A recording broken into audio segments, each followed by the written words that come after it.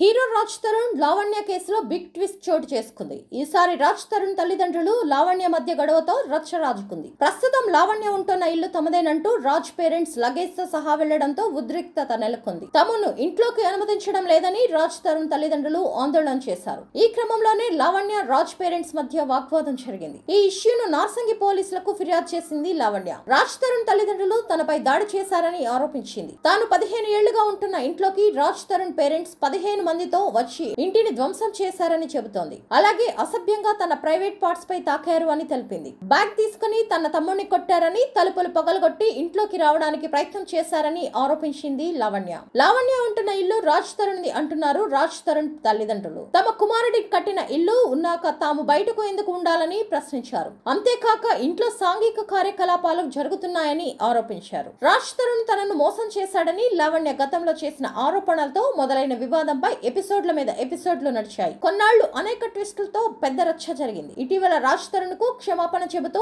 అతడిపై పెట్టిన కేసులు వెనక్కి తీసుకుంటానని లావణ్య చెప్పింది. ఇక రాజ్ తరుణ్ లావణ్య వివాదానికి ఫుల్ స్టాప్ పడిందని భావిస్తుండగా క్రమంలో ఈ గొడవ జరిగింది. లావణ్య ప్రస్తుతం కోకాపేట్ లోని ఓ ఇంట్లోనే ఉంటుంది. రాజ్ తరుణ్ లావణ్య మధ్య గొడవ జరుగుతున్న టైంలో కూడా ఆమె ఆ ఇంట్లోనే ఉంది. రాజ్ తరుణ్ పేరెంట్స్ ఆ ఇల్లు తమదని ఎంట్రీ ఇవ్వడంతో మళ్లీ రచ్చ రాజుకుంది.